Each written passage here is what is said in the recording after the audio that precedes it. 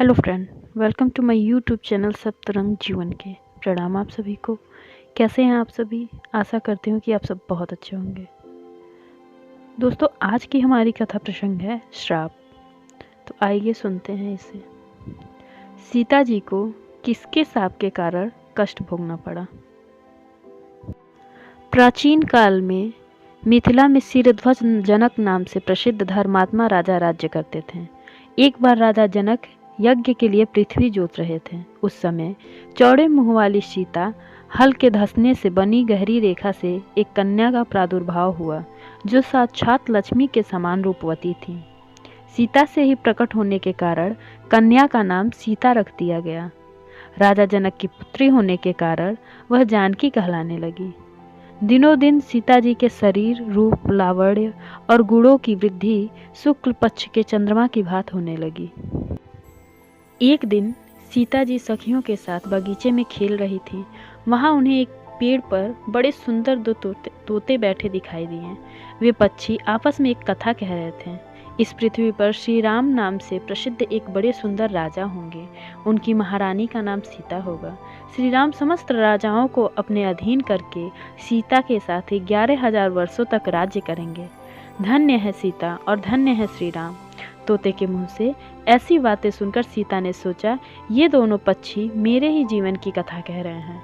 इन्हें पकड़कर इनसे सभी बातें पूछूं। सीता जी ने अपनी सखियों से उन दोनों तोतों को पकड़ लाने को कहा। सखियां जब तोतों को पकड़ लाईं तो सीता जी ने बड़े प्यार से उन्हें हाथ में लेकर पूछा, तुम दोनों बड़े सुंदर हो।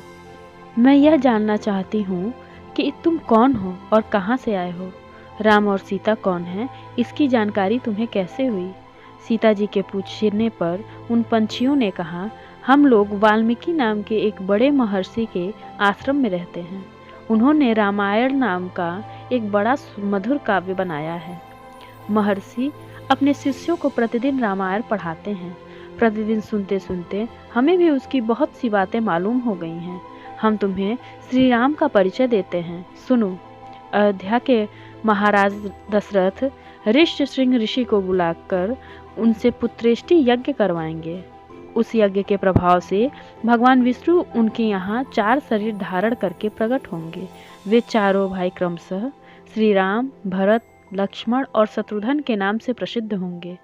श्री राम महर्षि विश्वामित्र के साथ मिथिला आएंगे और राजा जनक के यहाँ रखा हुआ भगवान शिव का धनुष तोड़कर सीता के साथ विवाह करेंगे। उनके तीनों भाइयों का विवाह भी मिथिला में ही होगा। पक्षियों की बातें सीता के कानों में अमृत की वर्षा कर रही थी। उन्होंने पक्षियों से कहा, तुम्हारी बातें मुझे बड़ी प्रिय लगती हैं। श्री रामचंद्र जी कैसे हैं, उनके गुणों का वर्णन करो। तोते की स्त्री सुग्गी समझ गई कि ये ही जनक नंदिनी है। उसने कहा, श्री रामचंद्र जी का रूप कितना मनोहर है, इसका वर्णन मैं कहाँ तक करूँ। वे सब प्रकार के ऐश्वर्य के गुणों से युक्त हैं। जनक किशोरी, सीता धन्य है जो रघुनाथ जी के साथ हजारों वर्षों तक प्रसन्नता पूर्वक रहेंगी। किंतु सुंदरी, तुम कौन हो जो इतने प्रेम से श्री रामचंद्र जी के गुणों का वर्णन सुनती हो?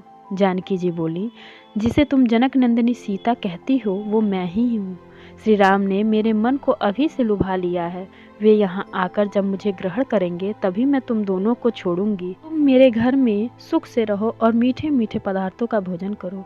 सीता की बात सुनकर सुग्गी अनिष्ट की आशंका से कांप उठी और उनसे विनती करती हुई बोली, हम वन के पक्षी हैं, पेड़ों पर रहते हैं और स्वच्छंद रूप से विचरण करते हैं।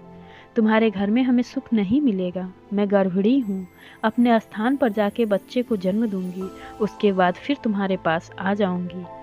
तोते ने भी यही कहकर सीता जी से सुग्गी को छोड़ देने की प्रार्थना की, किंतु सीता जी सुग्गी को छोड़ने के लिए तैयार नहीं हुई। दोनों पक्षी बहुत गिड़गिड़ाए, पर सीता जी अपनी बालकों के समान हट पर अड़ी रही। वे वन के स्वच्छंद पक्षियों के हृदय की वेदना न समझ सकी। सुग्गी के लिए पति का वियोग असह्य हो रहा था। वह क्रोध से बोली, मुझको इस अवस्था में तू पति से अलग कर रही है, अतः तुझे भी गर्भावस्था में पति से अलग होना पड़ेगा। ऐसा कहकर राम राम का उच्चारण करते हुए सुग्गी ने अपने प्राण त्याग दिए। तभी आकाश से एक सुंदर विमान आया और वह दिव्य रूप धारण करके भगवान के धाम को चली गई। थोड़ी देर बाद पत्नी के वियोग में तोते ने भी प्राण त्याग दिए। इस प्रकार सीता जी के जीवन में आने वाले विरह दुख का बीज उसी समय पड़ गया।